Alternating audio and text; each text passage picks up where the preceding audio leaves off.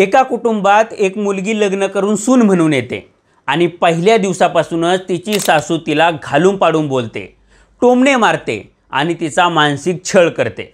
पण तरीही सून काही केल्या उत्तर देत नाही। सासू आपल्यापेक्षा वयाने मोठी आहे, त्यामुळे आपण तिचा आदर केला पाहिजे आणि एक ना एक दिवस सासूला तिची चूक लक्षात येईल आणि तिच्या वागण्यात सुधारणा होईल असं सुनेला वाटत असतं। पण तसं काही केल्या होत नाही। मग हा दररोजचा छळ त्या सुनेला असह्य होतो। मग ती सासूला तिच्याच भाषेत म्हणजे कडक भाषेत प्रत्युत्तर देते। तुम्हाला वाटत असेल की विषय तर अमेरिका आणि भारताचा आहे आणि हा सासू सुनेची गोष्ट काय सांगतोय, तर भारत आणि अमेरिकेत सुद्धा सध्या हेच होताना दिसतंय। सुरुवातीला ज्यावेळी डोनाल्ड ट्रम्प यांनी भारतावर दबाव आणला, भारतावर 25% टॅरिफ लावले, 27 तारखेनंतर आणखी 25% टॅरिफ हे वाढवण्याची धमकी दिली, शिवाय भारताच्या अर्थव्यवस्थेला डेड इकॉनॉमी म्हटलं, तरीही भारतानं अमेरिकेला काहीही प्रत्युत्तर दिलं नाही। पण काल भारताचा संयमाचा बांध हा फुटलेला दिसला आणि भारताचे परराष्ट्र मंत्री एस जयशंकर यांनी अमेरिकेला त्यांच्याच भाषेत चोख प्रत्युत्तर दिलं।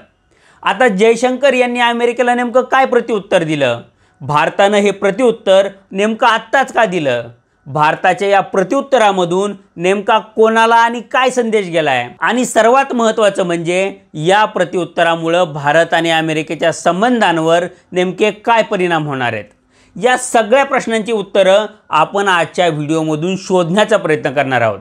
त्यामुळे हा व्हिडिओ शेवटपर्यंत पहा आणि हा व्हिडिओ शेवटपर्यंत बघितल्यानंतर भारतानं प्रत्युत्तर देऊन योग्य केलं की अयोग्य केलं याबद्दल तुम्हाला काय वाटतं हे मला खाली कमेंट बॉक्समध्ये नक्की सांगा। सोबतच तुम्ही जर अजूनपर्यंत लॉजिकल सिद्धांत आपल्या यूट्यूब चॅनलला सबस्क्राईब केलं नसेल तर आधी आपल्या चॅनलला तेवढं सबस्क्राईब करा। नमस्कार, मी सिद्धांत आणि लॉजिकल सिद्धांत आपल्या यूट्यूब चॅनलमध्ये तुमचं अगदी मनपूर्वक स्वागत आहे। तुम्हाला माहिती आहे की भारत आणि अमेरिकेचे संबंध हे सध्या ताणले गेलेत।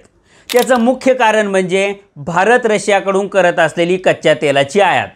भारताला तेलाची निर्यात करून रशियाला जो पैसा मिळतो तो पैसा रशिया हा युक्रेनसोबतच्या युद्धात वापरतो। त्यामुळं भारतानं रशियाकडून तेल घेणं थांबवावं असं अमेरिकेचं म्हणणं आहे।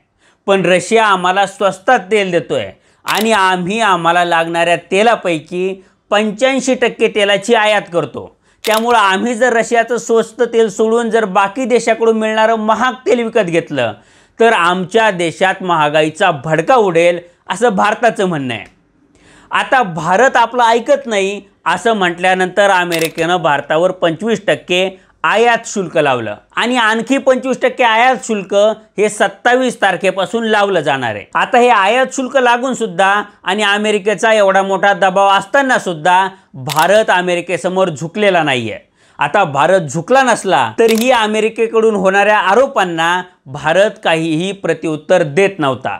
पण काल भारताचे परराष्ट्र मंत्री एस जयशंकर यांनी अमेरिकेला त्यांच्याच भाषेत चोख प्रत्युत्तर दिलं। तर झालं असं की भारत गरज नसताना रशियाकडून कच्चं तेल विकत घेतो आणि ते रिफाईन करून इतर देशांमध्ये निर्यात करतो आणि यात भारत नफेखोरी करतो असा थेट आरोप अमेरिकेचे ट्रेजरी सेक्रेटरी म्हणजे तिकडचे अर्थमंत्री असलेल्या स्कॉट बेसंट यांनी केला। आता याबद्दल तुमचं मत काय आहे असा प्रश्न एका पत्रकारानं भारताचे परराष्ट्र मंत्री जयशंकर यांना विचारला। यावर बोलताना तुम्हाला जर आमच्याकडून तेल विकत घ्यायचं नसेल तर तुम्ही घेऊ नका, तुम्हाला आमच्याकडून तेल विकत घ्या अशी सक्ती आम्ही केलेली नाहीये असं परराष्ट्र मंत्र्यांनी अमेरिकेला थेट सुनावलं। आता अमेरिकेनं भारताकडून तेल घेण्याचा विषय नेमका काय आहे, तर अमेरिकेनं आणि युरोपियन देशांनी रशियावर निर्बंध लादले, त्यामुळे रशियाकडून थेट तेल त्यांना विकत घेता येत नाहीये। पण भारत रशियाकडून तेलाची आयात करतो आणि रिफाईन करून यातलं बहुतांश तेल हे अमेरिकेला आणि युरोपियन देशांना विकलं जातं आणि विशेष म्हणजे युरोपियन देश आणि अमेरिका हे दोन्हीही ते तेल विकत घेतात। म्हणजे असं सरळ खाण्याच्या ऐवजी अमेरिका आणि युरोपियन देश असं उलट्या हाताने खातात आणि परराष्ट्र मंत्री एस जयशंकर साहेबांनी नेमकं याच गोष्टीवर बोट ठेवलंय आणि त्यामुळेच तुम्हाला तेल विकत घ्यायचं नसलं तर ते घेऊ नका असं अमेरिकेला त्यांनी ठणकावून सांगितलं। बरं, अमेरिका आणि युरोपियन देश हे रशियन तेल फक्त भारताच्याच मार्गे विकत घेतात का, तर तसंही नाहीये। तर रशियातल्या LNGचा म्हणजे लिक्विफाईड नॅचरल गॅसचा युरोप हा सर्वात मोठा ग्राहक आहे. सोबतच अमेरिकासुद्धा मोठ्या प्रमाणावर खतं ही रशियाकडून विकत घेतं. त्यामुळं फक्त भारतानं तेल विकत घेतल्यामुळं रशियाला युद्ध लढण्यासाठी पैसा मिळतो असं अजिबात नाही आहे. याशिवाय परराष्ट्र मंत्र्यांनी मांडलेला आणखी एक मुद्दा म्हणजे भारत रशियाकडून तेल विकत घेतो, त्यामुळं भारतावर अमेरिकेने 50% टॅरिफ लावले. पण भारत रशियन तेलाचा सर्वात मोठा ग्राहक आहे का? तर तसं नाही आहे. चीन हा रशियन तेलाचा सर्वात मोठा आयातदार आहे. पण गंमत बघा, अमेरिकेनं भारतावर आयात शुल्क लावलं, तेही 50%, पण चीनवर अजूनपर्यंत कोणतेही टॅरिफ लावलेले नाही आहेत. याचं कारण काय आहे? तर चीन हा निर्यातीवर आधारित असलेला देश आहे.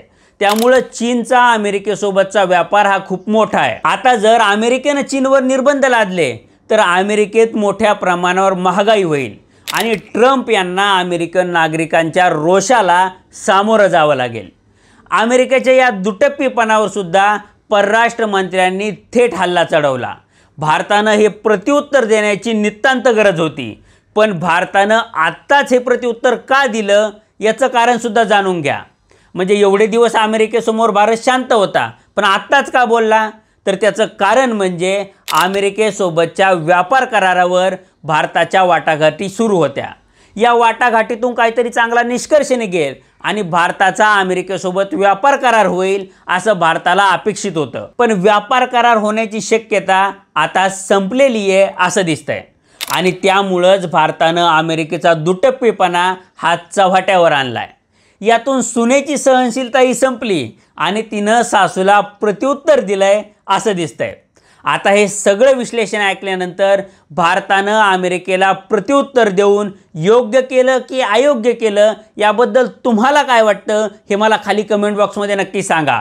हा व्हिडिओ जर तुम्हाला आवडला असेल तर व्हिडिओला लाईक करा आणि असेच रोखठोक आणि विश्लेषणात्मक व्हिडिओ पाहण्यासाठी लॉजिकल सिद्धांत या आपल्या यूट्यूब चॅनलला सबस्क्राईब करायला विसरू नका.